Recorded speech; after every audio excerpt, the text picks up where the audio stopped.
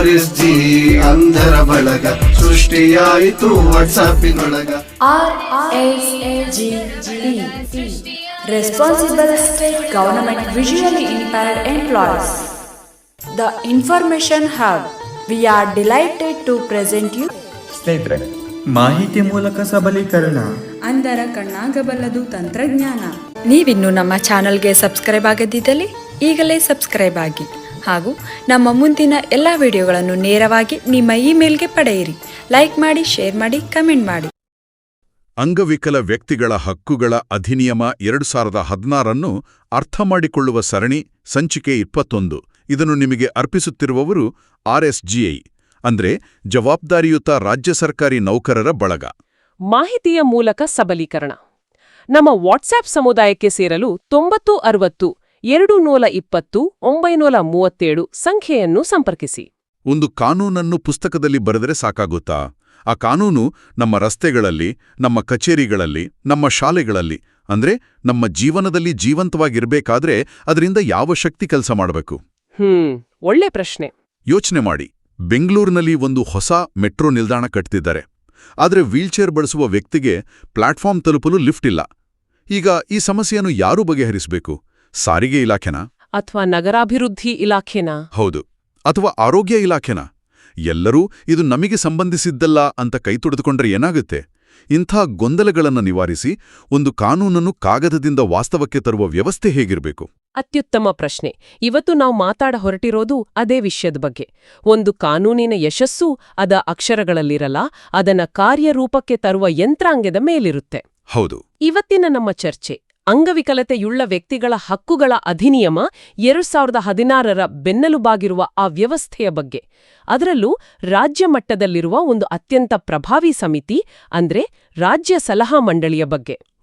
ನಾವು ಇಂದು ಸೆಕ್ಷನ್ 66ರಿಂದ 71ರವರೆಗಿನ ನಿಯಮಗಳನ್ನ ಆಳವಾಗಿ ನೋಡೋಣ. ಈ ಮಂಡಳಿ ಹೇಗೆ ರಚನೆಯಾಗುತ್ತೆ ಮತ್ತು ಮುಖ್ಯವಾಗಿ ಅದು ನಿಜವಾಗಿ ಏನು ಕೆಲಸ ಮಾಡುತ್ತೆ ಅನ್ನೋದನ್ನ ಅರ್ಥ ಮಾಡ್ಕೊಳ್ಳೋಣ. ಸರಿ, ಹಾಗಿದ್ರೆ ಈ ರಾಜ್ಯ ಸಲಹಾ ಮಂಡಳಿಯ ರಚನೆಯಿಂದಲೇ ಶುರು ಮಾಡೋಣ. ಇದರ ರಚನೆಯಲ್ಲಿ ಅಂಥ ವಿಶೇಷತೆ ಏನಿದೆ? ಇದೇನು ಒಂದು ಸಾಮಾನ್ಯ ಸರ್ಕಾರಿ ಸಮಿತಿಯ ತರನೇ ಇರುತ್ತಾ ಅಥವಾ ಏನಾದರೂ ಬೇರೆ ಇದೆಯಾ? ಇಲ್ಲ, ಇದು ಖಂಡಿತವಾಗ್ಲೂ ಸಾಮಾನ್ಯ ಸಮಿತಿಯಲ್ಲ. ಇದರ ರಚನೆಯಲ್ಲೇ ಒಂದು ಜಾಣ್ಮೆ ಇದೆ. ಅಂದ್ರೆ ನಮ್ಮ ದೈನಂದಿನ ಜೀವನದ ಮೇಲೆ ಪರಿಣಾಮ ಬೀರುವ ಪ್ರತಿಯೊಂದು ಇಲಾಖೆಯ ಮುಖ್ಯಸ್ಥರನ್ನು ಒಂದೇ ಟೇಬಲ್ ಸುತ್ತ ಕೂರಿಸಲಾಗಿದೆ. ಯೋಚನೆ ಮಾಡಿ, ಶಿಕ್ಷಣ, ಆರೋಗ್ಯ, ಗ್ರಾಮೀಣಾಭಿವೃದ್ಧಿ, ನಗರಾಭಿವೃದ್ಧಿ, ಕಾರ್ಮಿಕ ಇಲಾಖೆ, ಹೀಗೆ ಎಲ್ಲ ಪ್ರಮುಖ ಇಲಾಖೆಗಳ ಕಾರ್ಯದರ್ಶಿಗಳು ಇದರ ಸದಸ್ಯರು.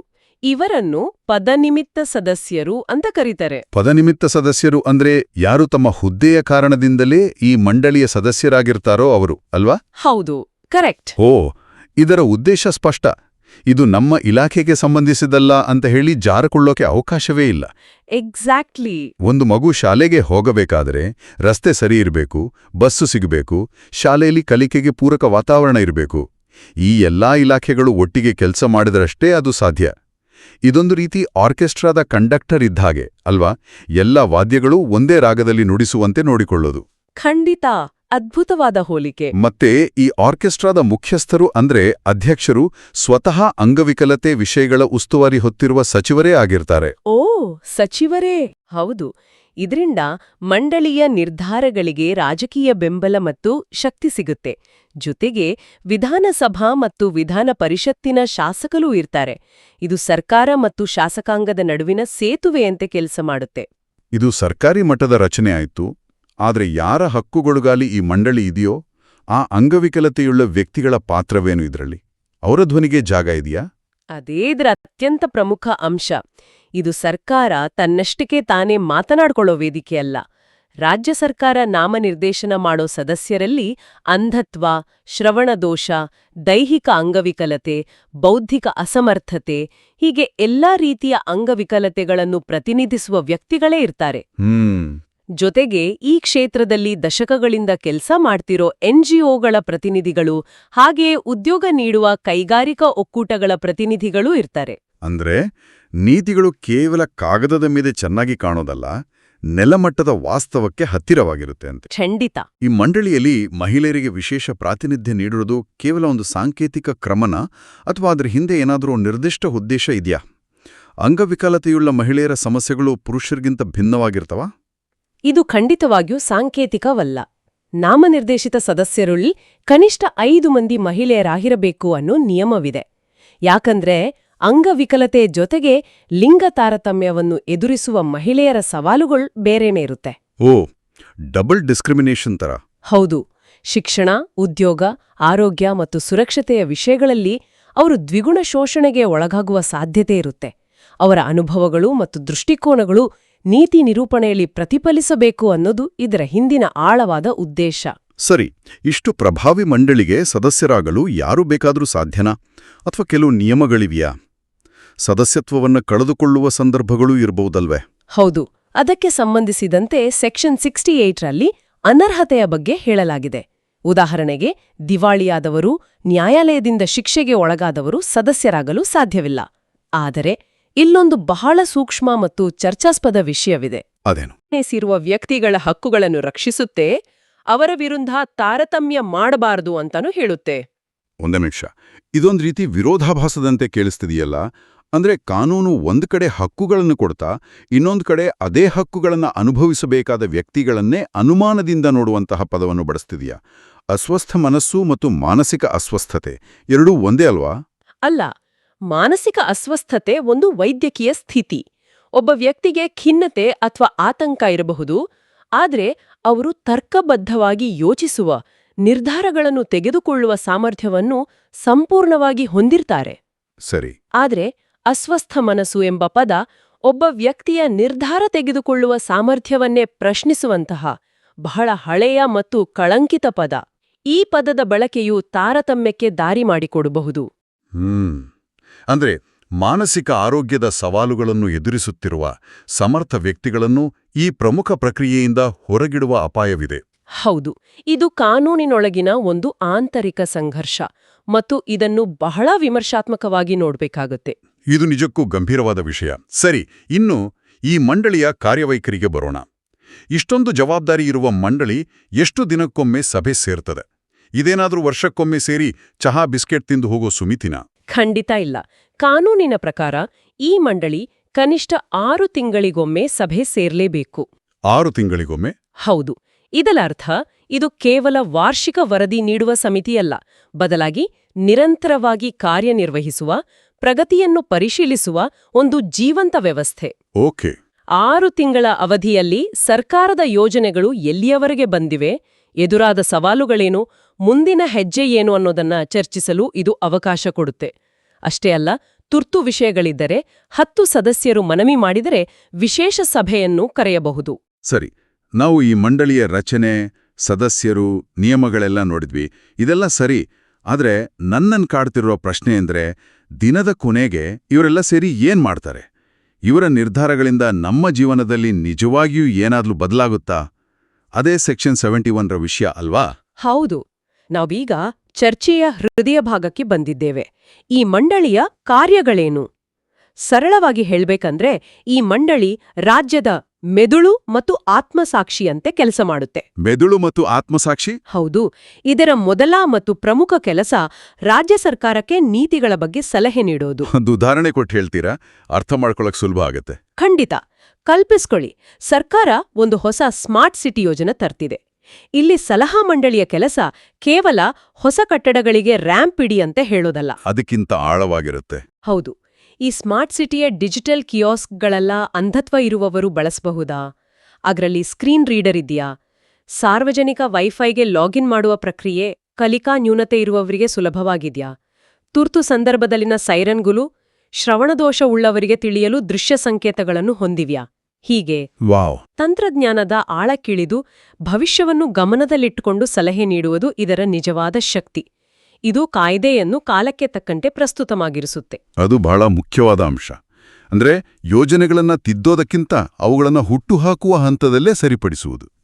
ಸರಿ, ಇದರ ಜೊತೆಗೆ ಬೇರೆ ಜವಾಬ್ದಾರಿಗಳೇನಿವೆ?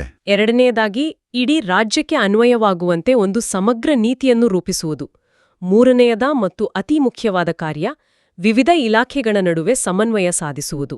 ಇದನ್ನು ಒಂದು ಕಾವಲು ನಾಯಿ ವಾಚ್ ಡಾಗ್ ಅಂತಲೂ ಕರೆಯಬಹುದು. ಕಾವಲು ನಾಯಿ ಅಂದ್ರೆ ಸ್ವಲ್ಪ ಕಠಿಣ ಪದ ಅಂತ ಅನ್ಸುತ್ತೆ.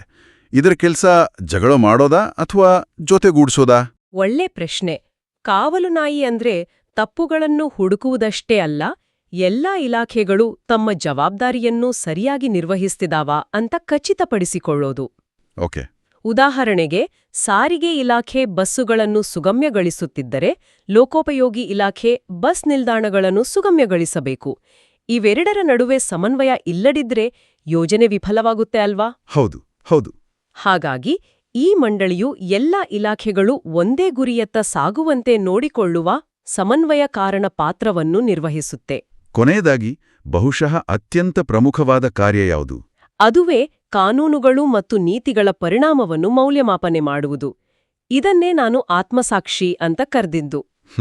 ಒಂದು ಕಾನೂನು ಜಾರಿಗೆ ಬಂದು 5 ವರ್ಷಗಳ ನಂತರ ಅಂಗವಿಕಲತೆಯುಳ್ಳ ವ್ಯಕ್ತಿಗಳ ಜೀವನದಲ್ಲಿ ನಿಜವಾಗಿಯೂ ಏನು ಬದಲಾಗಿದೆ? ಅವರ ಉದ್ಯೋಗದ ಪ್ರಮಾಣ ಹೆಚ್ಚಾಗಿದೆಯಾ? ಶಿಕ್ಷಣದ ಮಟ್ಟ ಸುಧಾರಿಸಿದ್ಯಾ? ಸಮಾಜದ ಮನಸ್ಥಿತಿ ಬದಲಾಗಿದೆಯಾ? ಈ ರೀತಿ ಪ್ರಶ್ನೆಗಳನ್ನ ಕೇಳಿಕೊಳ್ಳೋದು. ಹೌದು. ಅಂಥ ಅಂಕಿ ಅಂಶಗಳ ಆಧಾರದ ಮೇಲೆ ಮೌಲ್ಯಮಾಪನ ಮಾಡಿ ಸರ್ಕಾರಕ್ಕೆ ವರದಿ ನೀಡುವುದು ಇದರ ಕೆಲಸ. ಕಾಗದದ ಮೇಲಿರುವ ಕಾನೂನು ಮತ್ತು ನೆಲಮಟ್ಟದ ವಾಸ್ತವದ ನಡುವಿನ ಅಂತರವನ್ನು ಕಡಿಮೆ ಮಾಡುವುದು ಇದರ ಅಂತಿಮ ಗುರಿ. ಸರಿ, ಇವತ್ತಿನ ಈ ಚರ್ಚೆಯಿಂದ ನಮ್ಮ ಕೇಳುಗಡಿಗೆ ಏನೆಲ್ಲ ನೆನಪಿದೆ ಅಂತ ನೋಡೋಣವೇ? ಒಂದು ಸಣ್ಣ ರಸಪ್ರಶ್ನೆ. ಖಂಡಿತ, ಕೇಳಿ. ಮೊದಲ ಪ್ರಶ್ನೆ: ರಾಜ್ಯ ಸಲಹಾ ಮಂಡಳಿಯ ಅಧ್ಯಕ್ಷರು ಯಾರು? ಆ. ರಾಜ್ಯಪಾಲರು. ಆ. ಅಂಗವಿಕಲತೆ ವಿಷಯಗಳ ಉಸ್ತುವಾರಿ ಸಚಿವರು. ಈ. ರಾಜ್ಯದ ಮುಖ್ಯ ಕಾರ್ಯದರ್ಶಿ. ಉತ್ತರ ಆ.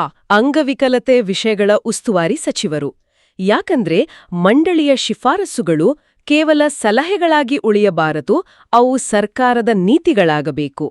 ಅದಕ್ಕೆ ರಾಜಕೀಯ ಇಚ್ಛಾಶಕ್ತಿ ಬಹಳ ಮುಖ್ಯ. ಸಚಿವರೇ ಅಧ್ಯಕ್ಷರಾಗಿದ್ದರೆ ಆ ಶಕ್ತಿ ಸಿಗುತ್ತೆ. ಅತ್ಯುತ್ತಮ. ಎರಡನೇ ಪ್ರಶ್ನೆ: ರಾಜ್ಯ ಸಲಹಾ ಮಂಡಳಿಯು ಕನಿಷ್ಠ ಎಷ್ಟು ತಿಂಗಳಿಗೊಮ್ಮೆ ಸಭೆ ಸೇರಬೇಕು? ಆ. ಪ್ರತಿ ತಿಂಗಳು. ಆ. 3 ತಿಂಗಳಿಗೊಮ್ಮೆ. ಈ. 6 ತಿಂಗಳಿಗೊಮ್ಮೆ. ಉತ್ತರ ಈ. 6 ತಿಂಗಳಿಗೊಮ್ಮೆ. ಈ ನಿಯಮಿತ ಸಭೆ ನಿರಂತರ ಹೊಣೆಗಾರಿಕೆಯನ್ನ ಖಚಿತಪಡಿಸುತ್ತೆ. ಸಮಸ್ಯೆಗಳು ದೊಡ್ಡದಾಗುವ ಮೊದಲೇ ಅವುಗಳನ್ನ ಗುರುತಿಸಿ ಪರಿಹಾರ ಹುಡುಕಲು ಇದು ಅತ್ಯಗತ್ಯ. ಅದ್ಭುತ. ಕೊನೆಯ ಪ್ರಶ್ನೆ: ರಾಜ್ಯ ಸಲಹಾ ಮಂಡಳಿಯ ಪ್ರಮುಖ ಕಾರ್ಯಗಳಲ್ಲಿ ಈ ಕೆಳಗಿನ ಯಾವುದೂ ಸೇರಿಲ್ಲ. ಅ. ರಾಜ್ಯ ಸರ್ಕಾರಕ್ಕೆ ನೀತಿಗಳ ಬಗ್ಗೆ ಸಲಹೆ ನೀಡುವುದು. ಆ. ಅಂಗವಿಕಲತೆಯುಳ್ಳ ವ್ಯಕ್ತಿಗಳಿಗೆ ನೇರವಾಗಿ ಉದ್ಯೋಗ ನೀಡುವುದು. ಈ. ಕಾನೂನುಗಳು ಮತ್ತು ನೀತಿಗಳ ಪರಿಣಾಮವನ್ನು ಮೌಲ್ಯಮಾಪನ ಮಾಡುವುದು. ಉತ್ತರ ಆ. ಅಂಗವಿಕಲತೆಯುಳ್ಳ ವ್ಯಕ್ತಿಗಳಿಗೆ ನೇರವಾಗಿ ಉದ್ಯೋಗ ನೀಡುವುದು. ಇದೊಂದು ಸೂಕ್ಷ್ಮ ವ್ಯತ್ಯಾಸ. ಮಂಡಳಿಯ ಕೆಲಸ ಮೀನು ಹಿಡಿದು ಕೊಡುವುದಲ್ಲ, ಬದಲಾಗಿ ಮೀನು ಹಿಡಿಯಲು ಬೇಕಾದ ವ್ಯವಸ್ಥೆಯನ್ನು ಸೃಷ್ಟಿಸುವುದು. ಹಾ, ಒಳ್ಳೆ ಹೋಲಿಕೆ.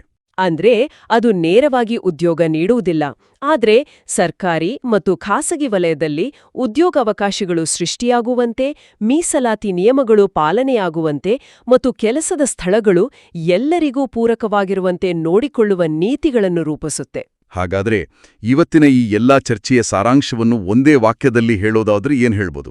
ರಾಜ್ಯ ಸಲಹಾ ಮಂಡಳಿಯು ಕೇವಲ ಒಂದು ಸಮಿತಿಯಲ್ಲ, ಅದು ಅಂಗವಿಕಲತೆಯುಳ್ಳ ವ್ಯಕ್ತಿಗಳ ಹಕ್ಕುಗಳನ್ನು ರಾಜ್ಯದ ನೀತಿ ನಿರೂಪಣೆಯ ಕೇಂದ್ರ ಬಿಂದುವನ್ನಾಗಿ ಮಾಡುವ ಒಂದು ಶಕ್ತಿಶಾಲಿ ಸಾಧನ.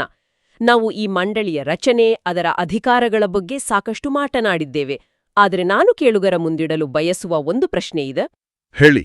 ಈ ಶಕ್ತಿಶಾಲಿ ಮಂಡಳಿಯ ಬಾಗಿಲನ್ನು ಒಬ್ಬ ಸಾಮಾನ್ಯ ನಾಗರಿಕ, ಅಂಗವಿಕಲತೆಯುಳ್ಳ ವ್ಯಕ್ತಿ ಅಥವಾ ಒಬ್ಬ ಹೋರಾಟಗಾರ ಹೇಗೆ ತಟ್ಟಬಹುದು?